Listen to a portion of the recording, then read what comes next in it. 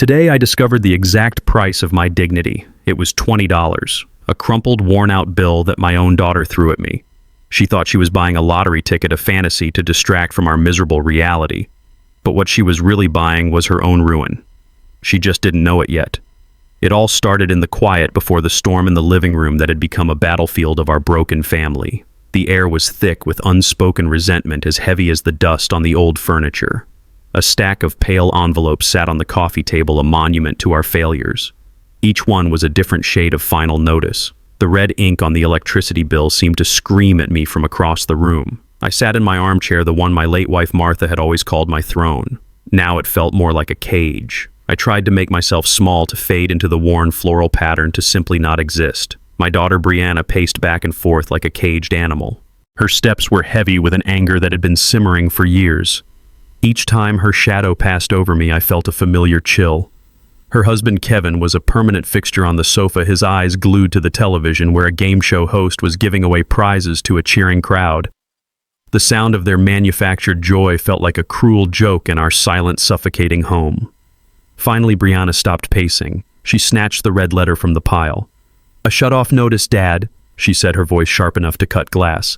"They are cutting the power on Friday. What are we supposed to do now?" She waved the paper at me as if it were my fault, as if my 68 years of hard work had amounted to this single piece of shameful paper. I looked at her, at the deep lines of stress around her eyes that made her look so much older than her 35 years. "Your pension check barely covers the water bill anymore," she continued, her voice rising with every word.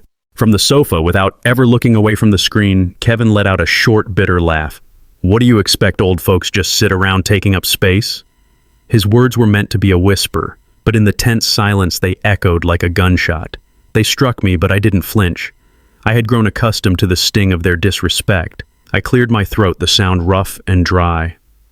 "Brianna," I began softly. "My heart medication runs out tomorrow. I need to get a refill." She threw her hands up in the air, a gesture of pure, unfiltered exasperation. "Oh, of course. Something else you need. It's always something, isn't it? Just handle it yourself." Her face was twisted in a mask of contempt.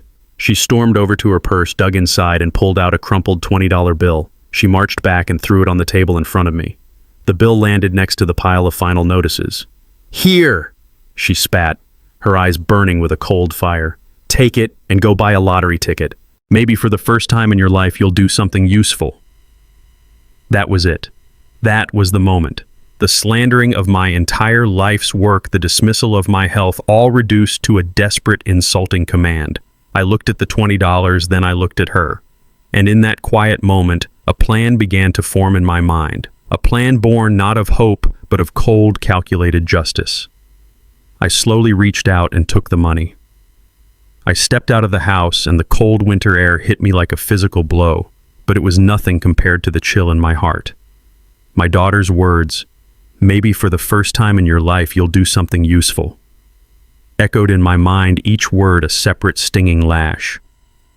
I walked down the cracked sidewalk, the crumpled $20 bill clutched in my trembling hand. It felt both worthless and impossibly heavy. My feet moved on autopilot, carrying me toward the corner store, but my mind was a storm of indecision and sorrow. As I turned the corner, the warm, bright lights of the local pharmacy spilled onto the pavement. I stopped.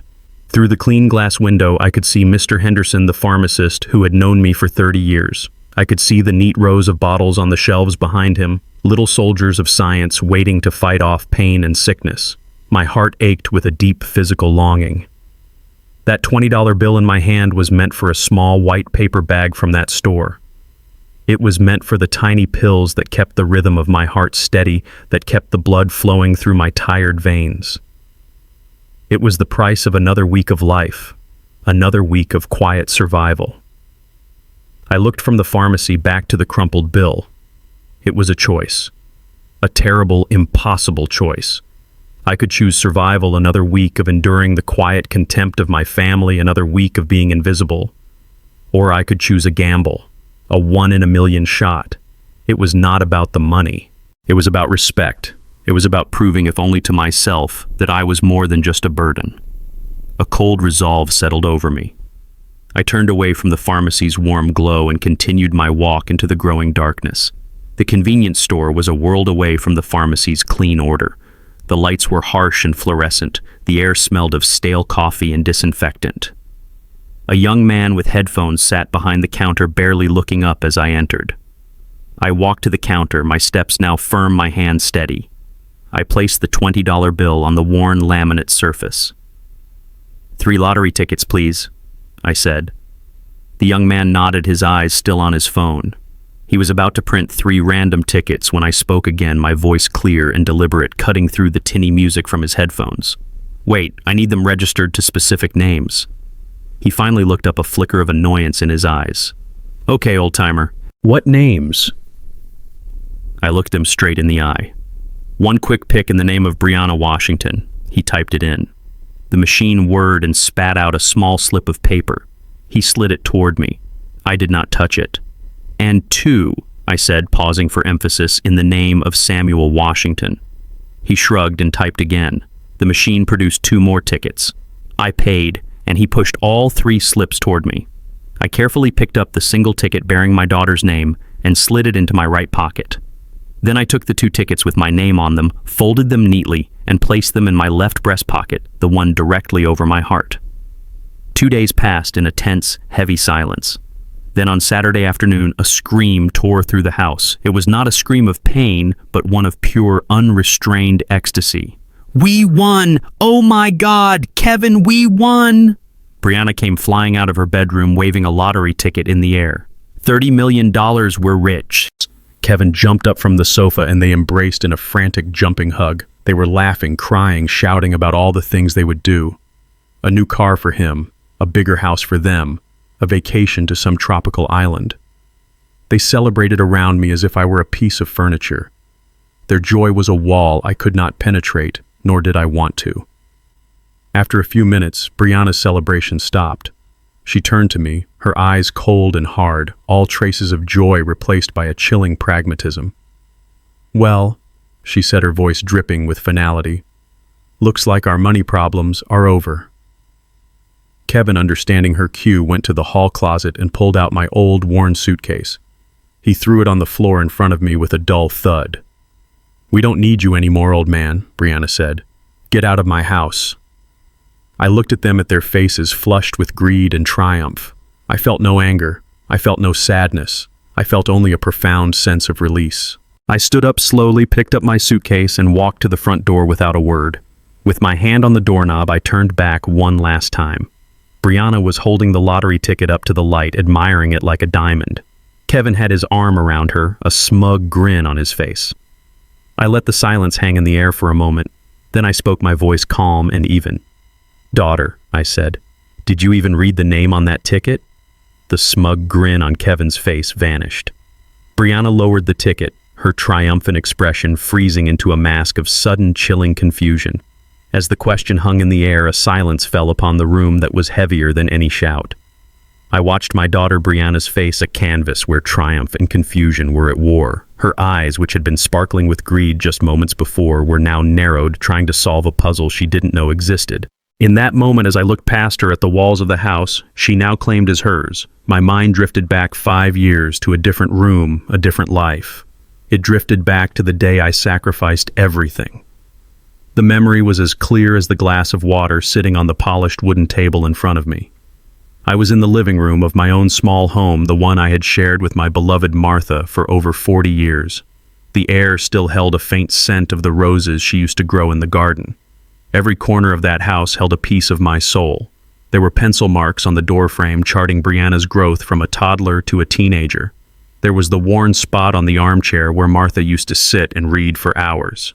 This house was not just wood and nails. It was a living archive of my entire life. Across the table sat a kind-looking real estate agent named Mrs. Gable. The final closing papers were spread between us, a stark white surrender on the dark wood. She looked at me with sympathetic eyes.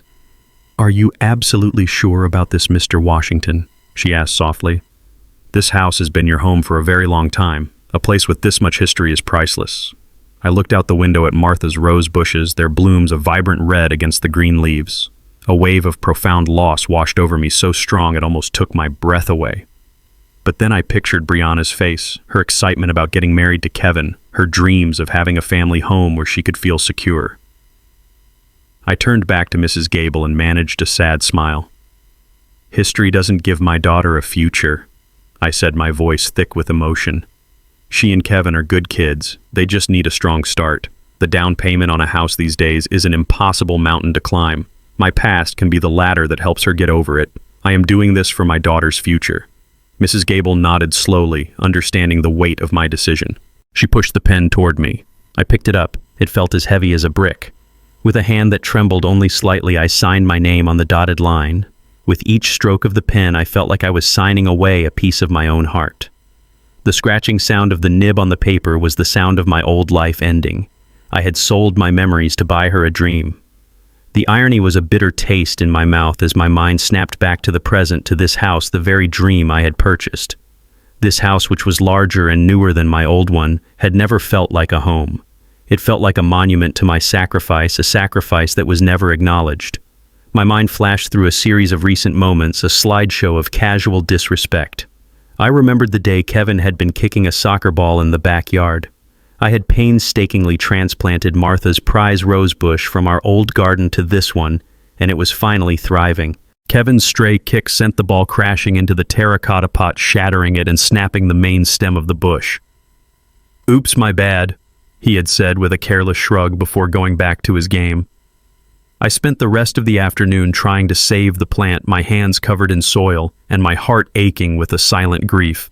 I remembered Brianna walking through the kitchen just a few months ago, running her hand over the countertops with a look of disgust. "Ugh, this laminate is so outdated," she announced to no one in particular, even though I was sitting right there. "As soon as we get some real money, all of this has to be torn out and replaced with granite." She had no idea that I had chosen that specific laminate pattern with her mother for our own kitchen, a small joy we had shared. To her it was just old and ugly. To me, it was another ghost. They talked constantly about upgrading, about how this house was just a temporary step. They called it a fixer-upper when talking to their friends on the phone, their voices filled with a staged sense of hardship, as if they were pioneers, roughing it out on the frontier instead of living in a home paid for by my life's savings. The disrespect had finally boiled over into an argument last winter. A pipe had burst and the repair bill was steep. Brianna and Kevin were panicking about the cost. Pushed to my limit by their complaints and their complete lack of gratitude, my voice had risen for the first time in years. "Do you have any idea what this place means to me?" I asked, my voice shaking with a contained fury. "The foundation of this house was built on my memories. Everything I ever had is invested in these walls, in this roof over your heads." Brianna had looked at me, her expression not of understanding or empathy, but of cold, hard annoyance. She crossed her arms and said the words that broke the last remaining thread of my hope. "Memories don't pay the bills, Dad." And that was the truth of it. My love was a currency she no longer valued. Now standing at the doorway of that very same house, I watched that truth dawn on her face as she stared at a lottery ticket, a piece of paper that was about to teach her a lesson that memories and names most certainly do. The foundation of my sacrifice was not just the house, but the steady flow of my pension, the modest reward for 42 years of my life spent on a factory floor. In my daughter's eyes, this money was not a gift to be appreciated, but a resource to be consumed, and it was never, ever enough. My mind replayed the small, painful moments that had become the rhythm of our lives, the countless cuts that had bled my spirit dry long before this final, dramatic betrayal. One memory stood out from the first of the month just a few weeks ago. The refrigerator was nearly bare, a landscape of half-empty condiment jars and a single carton of milk. I knew Brianna was waiting, expecting. I pulled out my old leather wallet, the one Martha had given me for our 20th anniversary. The pension check had just cleared. I carefully counted out several bills, a significant portion of my monthly income, and folded them neatly. I walked into the kitchen where Brianna was scrolling through her phone at the table. "Here you go, sweetheart," I said, placing the money next to her. "This should cover the groceries for a while." She didn't look up from her screen. She simply reached out her fingers, closing around the cash. She glanced at the amount, and a small dismissive scoff escaped her lips. "This will only cover the organic kale and whatever fancy coffee Kevin wants this week," she muttered, as if to herself. Then, without a word of thanks, without even a flicker of eye contact, she slipped the money into her purse. I stood there for a moment feeling like a walking, talking ATM, a machine that dispenses cash but expects no human acknowledgement in return. The silence she left in the place where a thank you should have been was deafening. It was a clear message. My contribution was not a gift, it was an obligation, and a barely adequate one at that. Her husband Kevin had his own special way of showing his disrespect. He preferred deceit over dismissiveness. I remember an afternoon last month he came to me with a wide, convincing smile. "Hey, Samuel, my man," he said, clapping me on the shoulder. "Listen, I have a huge job interview across town this afternoon. It's a management position. I need to look sharp, you know. Could you spot me $50 for a new tie and a taxi? I'll pay you back on my first paycheck, I swear." I looked into his hopeful eyes and felt that familiar, foolish flicker of hope myself. Maybe this time would be different. Maybe this was the job that would stick. Against my better judgment, I pulled out my wallet and gave him the $50. "Good luck, son," I told him. "I hope you get it." He never went to an interview. I was sitting on the porch later that evening when he came home whistling a cheerful tune. In his hands was not a new tie, but a bright, glossy shoebox from a trendy, expensive brand. He sat down next to me, eagerly opening the box to reveal a pair of pristine white sneakers. "Check these out, Sam," he said with pride. "Aren't they sweet?" I felt a cold knot form in my stomach. I kept my voice calm and even. "How was the interview, Kevin?" I asked. "Oh, it was great, really great. I think I nailed it," he lied without missing a beat. I gestured with my chin toward the box. "Did the new job come with a signing bonus already?" The friendly facade on Kevin's face vanished instantly. His eyes hardened. "What is that supposed to mean?" he snapped.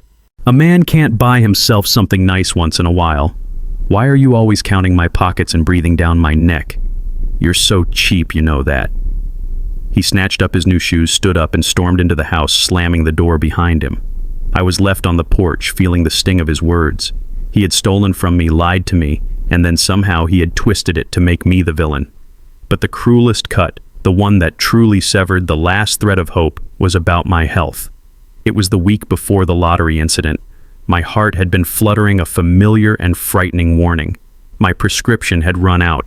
I found Brianna in the living room, absorbed in her laptop. I held up the empty clear orange pill bottle so she could see it was empty.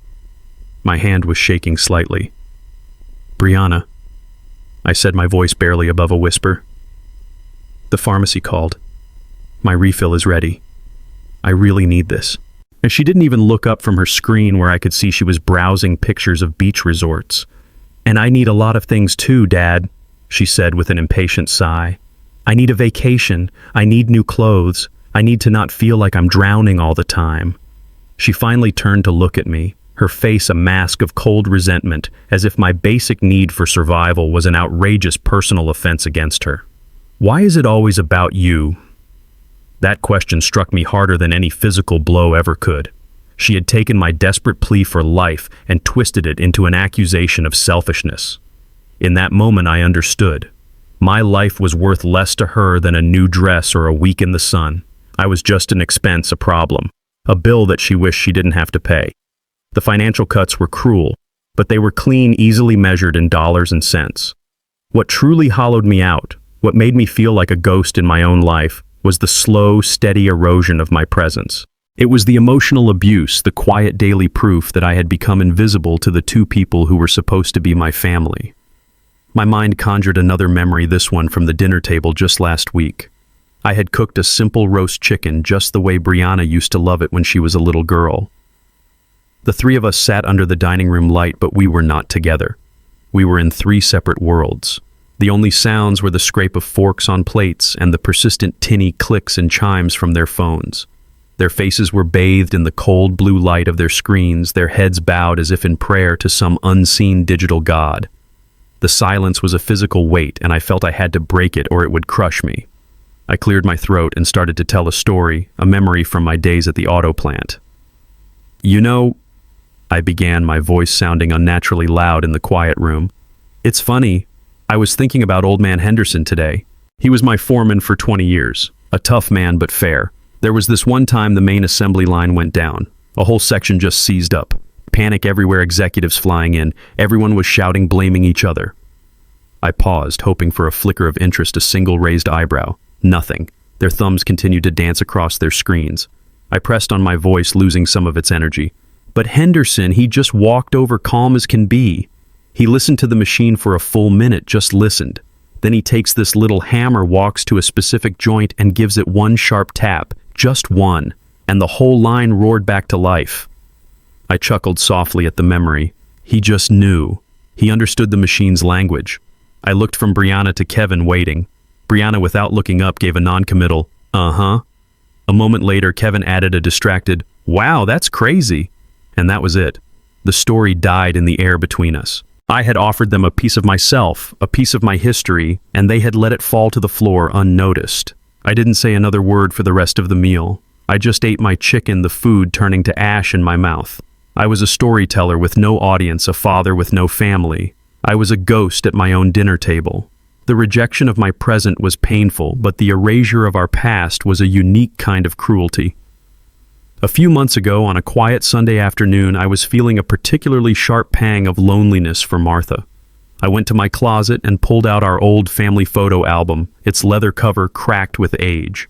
I sat in my armchair and turned the thick yellowed pages. There we were, young and smiling on our wedding day. There was Brianna, a tiny thing with a huge smile taking her first steps. And then I found it. My favorite picture of Martha. She was standing by the lake, the summer sun lighting up her hair, her laugh captured forever by the camera's lens. It was her birthday. I felt a desperate need to share this moment to remind Brianna that the woman who gave her life had existed, that she was loved. I carried the album into the living room where Brianna was on her laptop, intensely focused on something. I approached her gently so as not to startle her. "Brianna, sweetheart," I said, my voice soft. I held the open album out to her. "Look, it's your mother's birthday today. Do you remember this day at the lake? You couldn't have been more than 7 years old." Brianna didn't even glance down at the photograph of her smiling mother. Her eyes remained fixed on the screen. "I'm busy, Dad," she said, her tone sharp and dismissive. "I have a deadline. We can do this later." She waved a hand in my direction, a gesture to make me and the album disappear. She never said another word. I stood there for a long moment, holding the image of my beautiful wife, a memory that now belonged only to me. Later was a promise that was never kept. I slowly closed the album and took it back to my room, the weight of our shared past, now a burden I had to carry alone. The final proof of my invisibility came with the winter cold. I developed a deep rattling cough that shook my entire frame and kept me awake at night. It was a miserable, exhausting sickness, but my physical discomfort was not their primary concern. Their concern was the noise. My coughing fits interrupted their television shows, disturbed their phone conversations. I was not a person in pain. I was an inconvenience. One evening, they were trying to watch a movie. I was in my room trying to stifle another round of coughing into my pillow, but it was no use. I heard Kevin groan from the living room, his voice full of irritation. "Does he have to be so loud?" A few moments later, Brianna appeared in my doorway. She wasn't carrying a glass of water or a bottle of cough syrup. Her arms were crossed, her face set in a frown of annoyance. She didn't ask if I was okay. She didn't ask if I needed anything. She simply said, "Can't you just take some medicine and go to sleep so we can have some peace and quiet?" The words hung in the air between us. My pain, my sickness was nothing more than a disturbance to her peace. In their world, I had been demoted from a father to a problem that needed to be solved, a noise that needed to be silenced. All of these memories, these countless moments of being dismissed, disrespected, and devalued, swirled in my mind as I stood at the doorway watching my daughter's face. But they all led back to one single afternoon, the one that had finally shattered my quiet endurance. It was the moment that served as the final heaviest stone placed upon a lifetime of sacrifice, the one that finally broke my spirit, and in doing so, ironically gave me the strength to fight back. It was the day of the last lie. Kevin came home early from his new part-time job at the warehouse. He didn't just walk in, he stormed in, slamming the front door so hard that a framed picture on the wall rattled. He threw his keys onto the table with a clatter that made me jump. His face was a thundercloud of manufactured rage. Brianna rushed to his side immediately, her expression a mixture of concern and fear. "Honey, what is it? What happened? Why are you home so early?" she asked, her voice laced with anxiety. Kevin let out a dramatic, bitter laugh. My boss, that's what happened. He spat. The man is a tyrant. He expects one person to do the work of three. He was breathing down my neck all day, micromanaging everything. I finally told him, I said, I'm a hard worker, but I'm not a slave. And he had the nerve to fire me for it. Can you believe that? Fired for standing up for myself.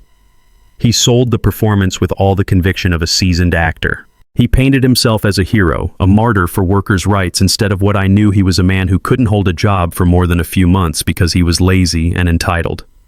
I sat in my armchair silent, watching this familiar scene unfold. I had seen this act 5 times before with 5 different jobs. The story was always the same, only the name of the villainous boss changed. And Brianna, my dear hopeful Brianna, bought it every single time. She wrapped her arms around him, comforting him, her eyes flashing with anger on his behalf. That's horrible, baby, she cooed. You did the right thing. You don't deserve to be treated like that. She led him to the sofa, and he sank into it a victorious victim. He had successfully deflected all blame, all responsibility. And I knew what was coming next. Because when the pressure in our house rose, it always needed a release valve.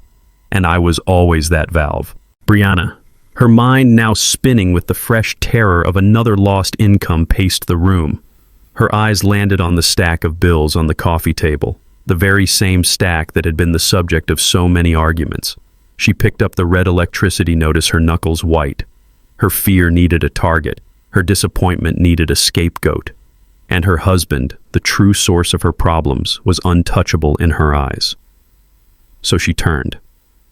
Her gaze settled on me, sitting quietly in my chair. Her face hardened, and the sympathetic warmth she had shown Kevin curdled into a cold, bitter fury directed entirely at me. The atmosphere in the room grew heavy, charged with an unjust accusation about to be spoken. Kevin, sensing the shift, leaned back on the sofa, a silent and willing spectator to the execution. This is what I'm talking about, she began, her voice low and trembling with rage. This is why we can never get ahead. We take 1 step forward and we are dragged 10 steps back. She took a step toward me. Every single month it's a struggle. A constant, suffocating struggle. And you know why? She didn't wait for an answer. It's you, Dad. The words were quiet, but they hit me with the force of a physical blow. It's always you. If it weren't for you, we could have saved money. If we didn't have another mouth to feed, another person to support on your joke of a pension, we might actually have a chance.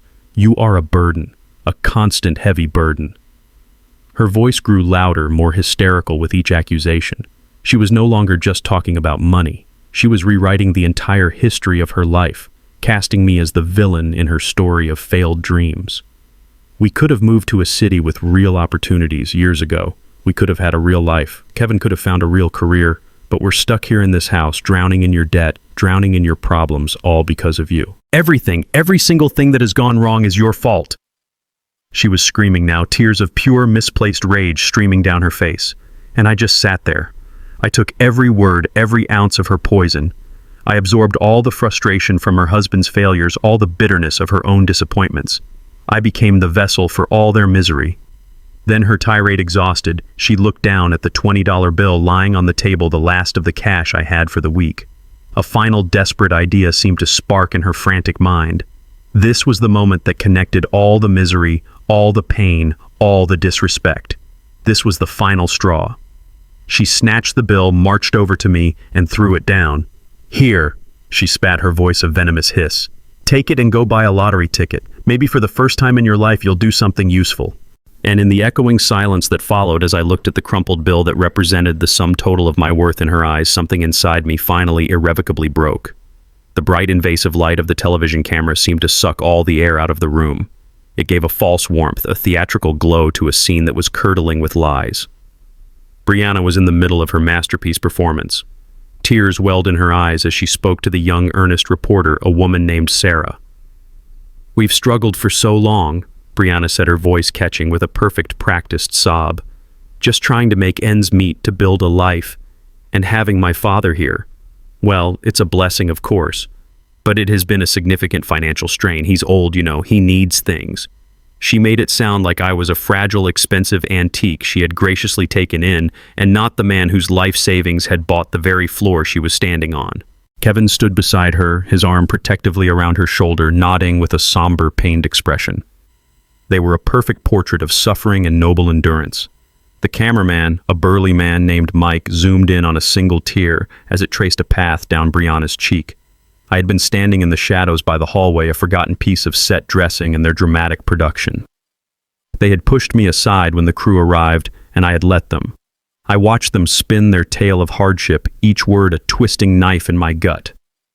But listening to Brianna use my name, my presence as a prop to garner sympathy, was a desecration I could not allow. The quiet endurance that had been my shield for years finally cracked, not with a roar, but with a quiet, steely resolve. I took a single step forward, moving out of the dim corner and into the full, unforgiving glare of the camera light. The sudden movement drew every eye in the room. Brianna's tearful monologue faltered. Kevin's protective posture stiffened. Sarah, the reporter, looked at me with professional curiosity. "Excuse me," I said. My voice was not loud, but it cut through the room with an authority that had been absent for years. "I apologize for the interruption, but I believe there has been a significant misunderstanding." Brianna shot me a look of pure venom, a silent command to disappear back into the shadows. "Dad, not now," she hissed under her breath. "The adults are talking." I ignored her. I looked directly at Sarah, the reporter. I could see the gears turning in her mind. An unexpected wrinkle, an unplanned character, a better story. "Ma'am," I said respectfully, "my daughter's story of struggle is true, but it is not the complete story." "Dad, what are you doing?" Kevin interjected, his voice a low growl. "He gets confused sometimes," he said to the camera with a pitying smile. I paid him no mind. "My daughter is correct that I live here." I continued, my gaze locked with Sarah's. "And she is correct that there is a winning lottery ticket in this house. However, the ticket she is holding is not it."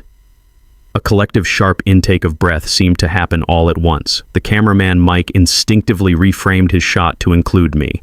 This was no longer just a human interest story. This was a conflict. "What do you mean, Mr. Washington?" Sarah asked, her voice now sharp with journalistic focus. I slowly reached into my coat, into the left breast pocket, the one over my heart. My hand was perfectly steady. I pulled out my old leather wallet, and from a hidden flap inside I produced 2 small, neatly folded slips of paper. 2 days ago, I explained, my voice even and clear. My daughter was upset about our financial situation. She gave me $20 and told me, and I quote, "Go buy a lottery ticket. Maybe for the first time in your life you'll do something useful." So I did as she asked. I went to the store and I bought 3 tickets. One for her. I gestured to the ticket clutched in Brianna's hand. "And these 2, for myself." I held my 2 tickets up for the camera to see. "He's lying." Brianna shrieked, her mask of sorrow shattering into a million pieces of raw panic. "He's a confused old man. He's trying to steal our good fortune." Sarah held up a calm, professional hand to silence her. "Let him finish," she said, her eyes not leaving me. She turned back. "Mr. Washington, this is a very serious claim. Are you saying you are the actual winner?" I nodded slowly. "That is exactly what I am saying." Sarah's professionalism was a sight to behold. She was in control. "Ma'am," she said to Brianna, her tone polite but firm, "may I please see your ticket?" Reluctantly, with a hand that was now visibly shaking, Brianna handed over her slip of paper. "And Mr. Washington, may I see yours?" I stepped forward and placed my 2 tickets in her outstretched hand. Mike, the cameraman, moved in his lens, becoming a forensic tool. He focused tightly on the 3 tickets in Sarah's hand. "Okay," Sarah announced, taking charge of the scene. "Let's clear this up. The winning numbers were announced this morning." She pulled out her phone, her thumb quickly tapping on the screen.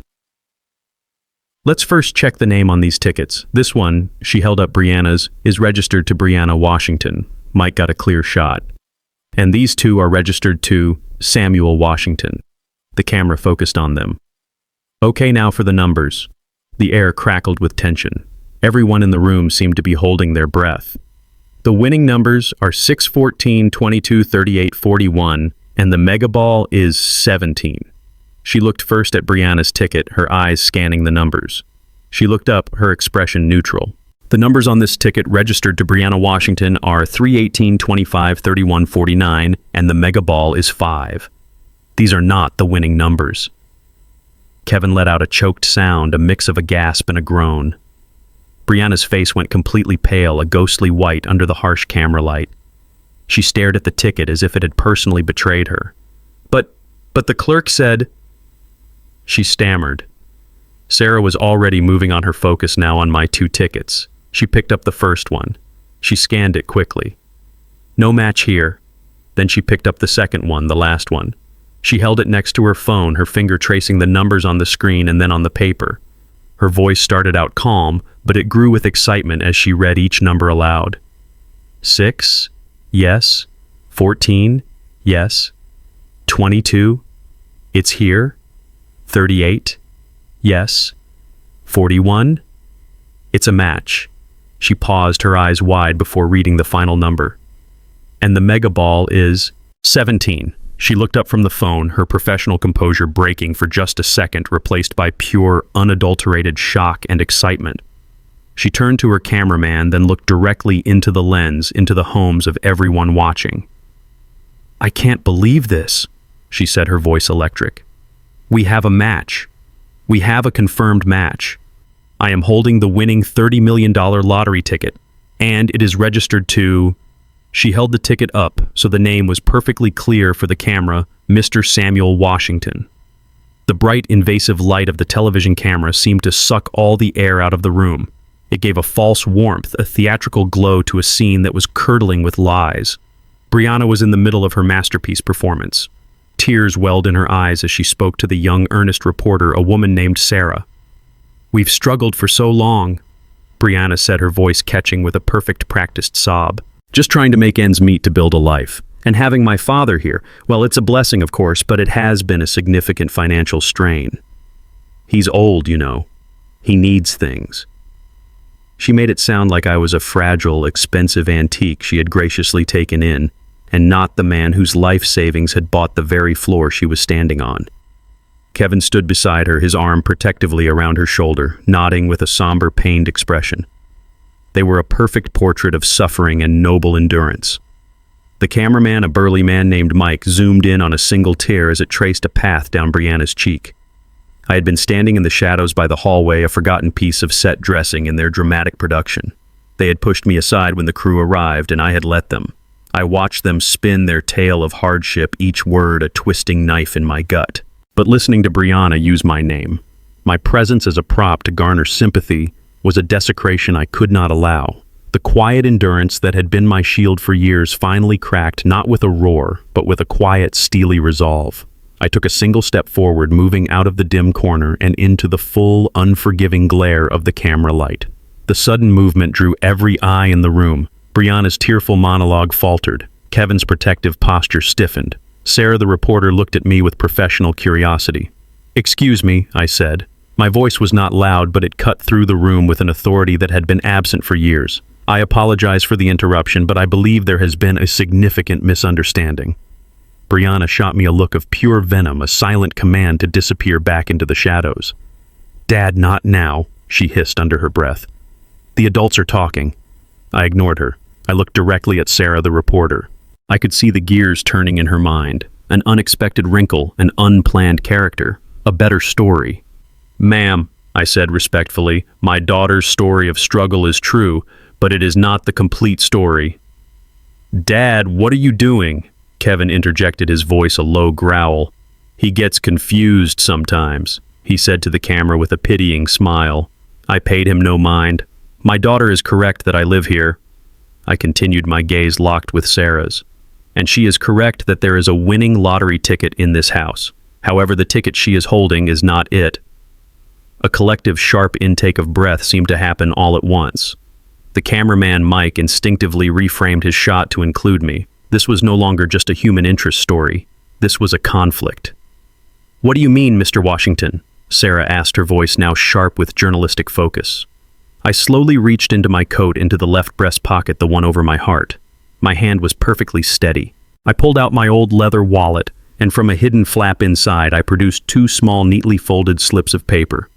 2 days ago, I explained, my voice even and clear. My daughter was upset about our financial situation. She gave me $20 and told me, and I quote, "Go buy a lottery ticket. Maybe for the first time in your life you'll do something useful." So I did as she asked. I went to the store and I bought 3 tickets. One for her. I gestured to the ticket clutched in Brianna's hand. And these 2 for myself. I held my 2 tickets up for the camera to see. "He's lying." Brianna shrieked, her mask of sorrow shattering into a million pieces of raw panic. "He's a confused old man. He's trying to steal our good fortune." Sarah held up a calm, professional hand to silence her. "Let him finish," she said, her eyes not leaving me. She turned back. "Mr. Washington, this is a very serious claim. Are you saying you are the actual winner?" I nodded slowly. "That is exactly what I am saying." Sarah's professionalism was a sight to behold. She was in control. "Ma'am," she said to Brianna, her tone polite but firm, "may I please see your ticket?" Reluctantly, with a hand that was now visibly shaking, Brianna handed over her slip of paper. "And Mr. Washington, may I see yours?" I stepped forward and placed my 2 tickets in her outstretched hand. Mike, the cameraman, moved in his lens, becoming a forensic tool. He focused tightly on the 3 tickets in Sarah's hand. "Okay," Sarah announced, taking charge of the scene. "Let's clear this up. The winning numbers were announced this morning." She pulled out her phone, her thumb quickly tapping on the screen. "Let's first check the name on these tickets. This one," she held up Brianna's, "is registered to Brianna Washington." Mike got a clear shot. "And these 2 are registered to Samuel Washington." The camera focused on them. "Okay, now for the numbers." The air crackled with tension. Everyone in the room seemed to be holding their breath. "The winning numbers are 6, 14, 22, 38, 41, and the megaball is 17. She looked first at Brianna's ticket, her eyes scanning the numbers. She looked up, her expression neutral. "The numbers on this ticket registered to Brianna Washington are 3, 18, 25, 31, 49, and the megaball is 5. These are not the winning numbers." Kevin let out a choked sound, a mix of a gasp and a groan. Brianna's face went completely pale, a ghostly white under the harsh camera light. She stared at the ticket as if it had personally betrayed her. But the clerk said," she stammered. Sarah was already moving on, her focus now on my 2 tickets. She picked up the first one. She scanned it quickly. "No match here." Then she picked up the second one, the last one. She held it next to her phone, her finger tracing the numbers on the screen and then on the paper. Her voice started out calm, but it grew with excitement as she read each number aloud. 6, yes. 14, yes. 22, it's here. 38, yes. 41, it's a match. She paused, her eyes wide before reading the final number. "And the megaball is 17. She looked up from the phone, her professional composure breaking for just a second, replaced by pure, unadulterated shock and excitement. She turned to her cameraman, then looked directly into the lens, into the homes of everyone watching.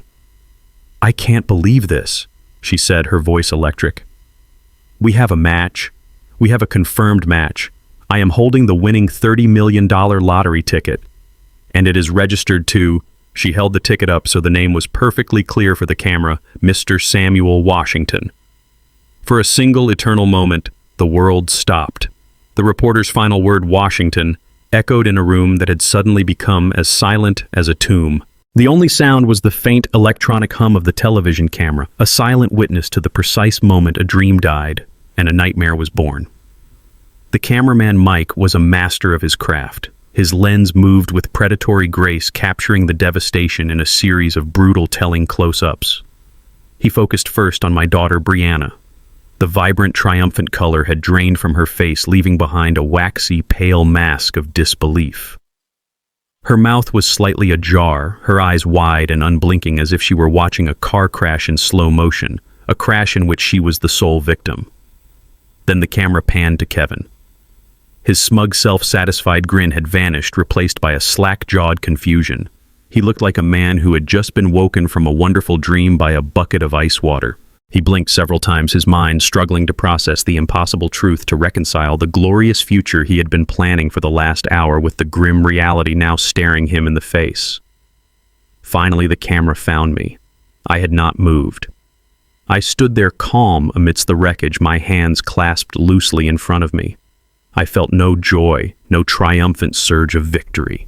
As I looked at my daughter and her husband, at the raw, ugly truth of their characters now exposed, all I felt was a deep and profound sadness.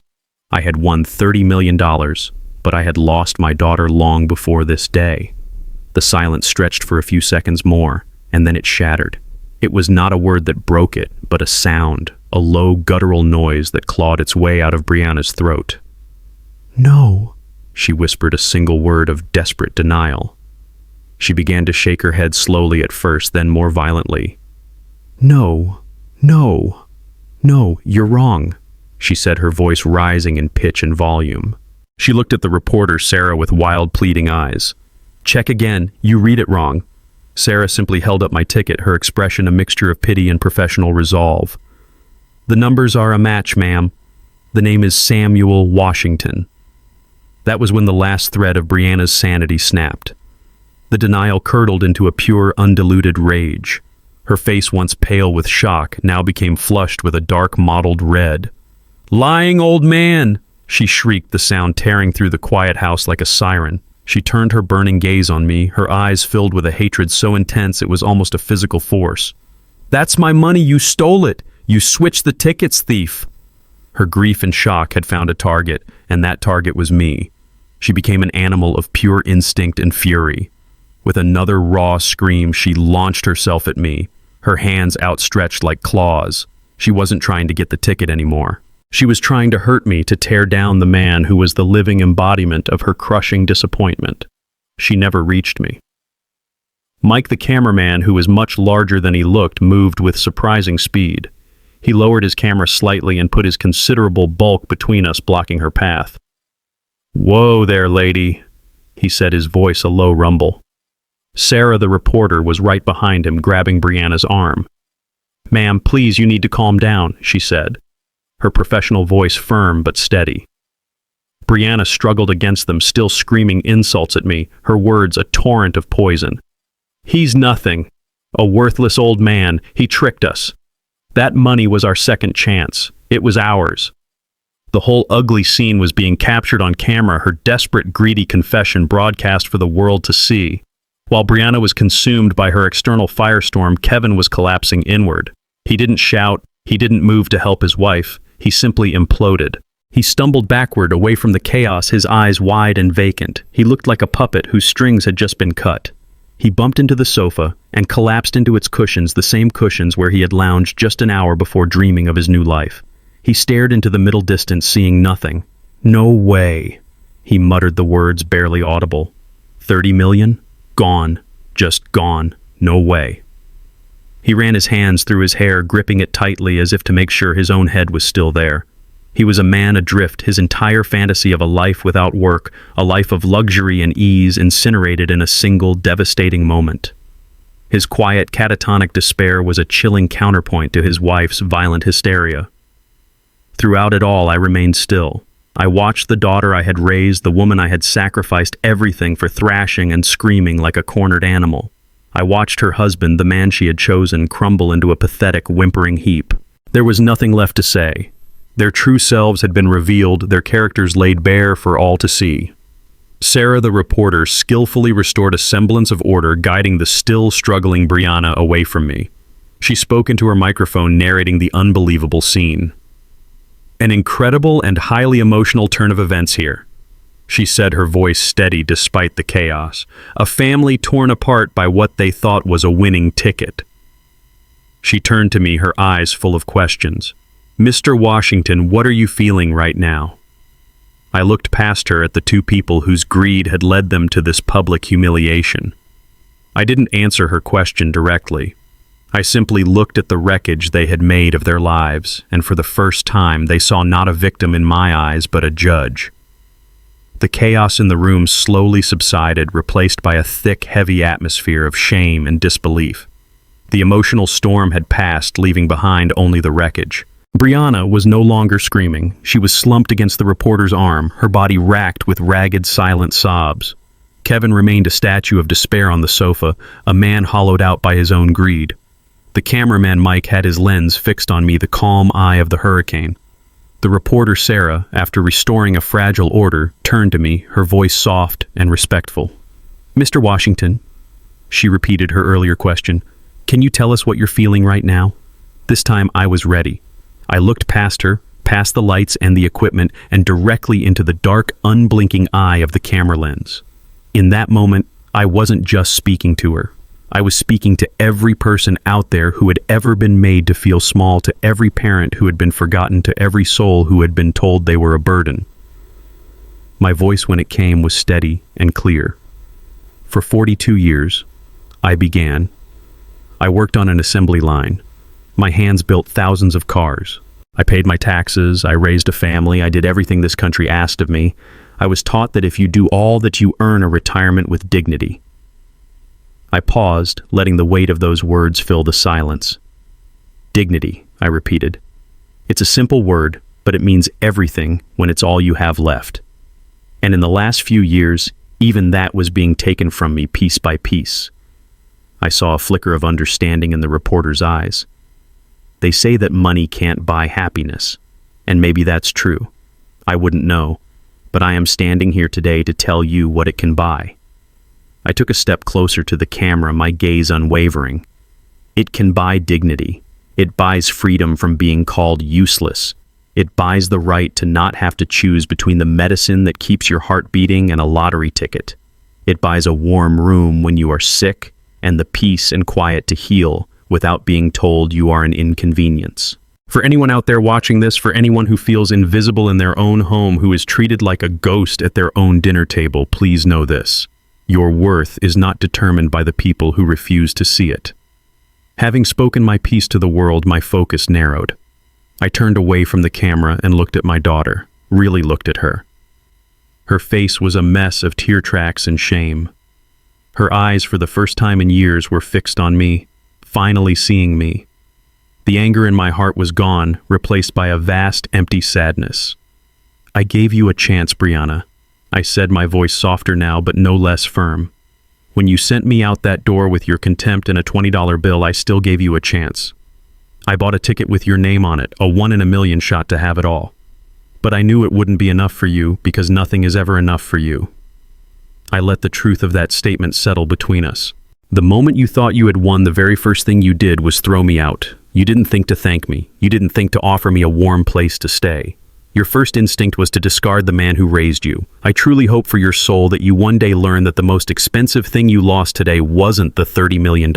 It was the last piece of the man who sold his own home to give you yours. You lost your father today. The finality of those words hung in the air, absolute and unbreakable. There was nothing more to say. I turned away from her, from the wreckage of the family we once were, and walked over to the front door.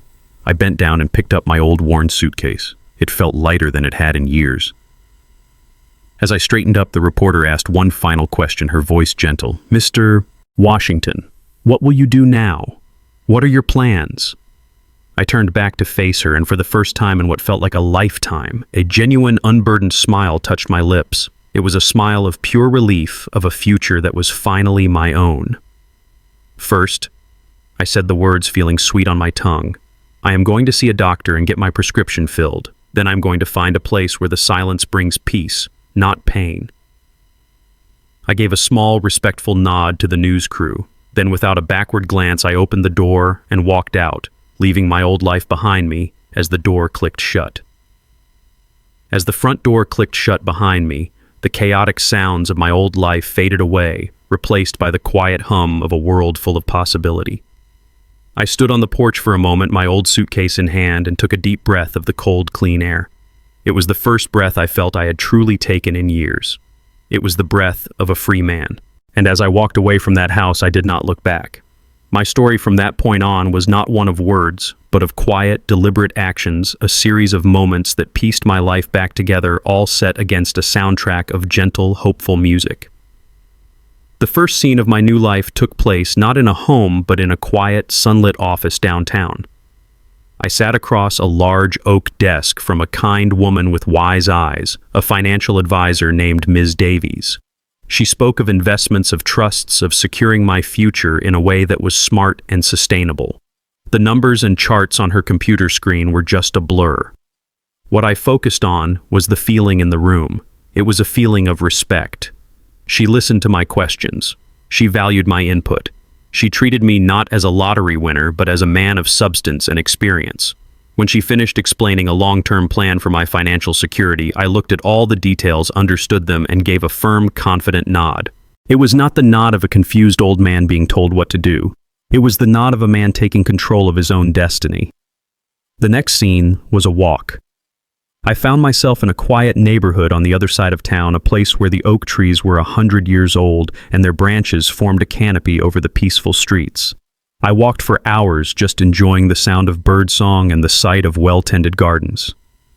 Then I saw it. It was not a large or a grand house. It was a small, charming bungalow painted a soft shade of blue. It had a wide, welcoming porch and a small yard with a simple white picket fence. But the thing that made me stop, the thing that made my heart ache with a gentle, hopeful pain, was the garden. It was a little neglected, but I could see the potential. There was a perfect spot for my Martha's rose bushes. I stood on the sidewalk for a long time just looking at it. It was not a palace. It was a home, and I knew it was meant to be mine. My healing was not a solitary journey. A few weeks later, the scene changed to the edge of a calm, glassy lake just as the sun was beginning to set. I was sitting on a small folding chair, a fishing rod in my hand. Next to me sat my old friend Walter, a man I had worked alongside on the factory floor for 30 years. We did not talk much. We did not need to. We just sat in a comfortable, familiar silence, watching our lines in the water. Then Walter started telling a ridiculous story about his grandson and a frog, and a deep, genuine laugh erupted from my chest. It was a sound I had not heard from myself in years. It was a full belly laugh, the kind that makes your eyes water and your sides ache. Walter started laughing too, and soon we were two old men sitting by a lake laughing so hard we nearly fell out of our chairs. It was a simple moment, and it was everything. The final scene, the one that truly told me my new life had begun, was this morning. The music swells and then softens to a gentle hum. I was sitting on the porch of my new blue house. A few small rose bushes were newly planted in the garden. In my hands, I held a warm, simple mug of black coffee. I watched as the first rays of sunlight began to stretch across the dark sky, painting it in shades of orange and pink and gold. A new day was being born. I took a slow sip of my coffee, the warmth spreading through my chest. There were no shouts. There was no tension. There was only the gentle song of the morning birds and the quiet, steady rhythm of my own peaceful heart. I was completely and utterly at peace. My new life, my real life, had finally begun. True wealth is not measured in dollars, but in dignity. When respect is lost, no amount of money can buy it back. The greatest investment is in yourself, for self-worth pays dividends that greed can never cash. To honor those who raised you is to honor yourself.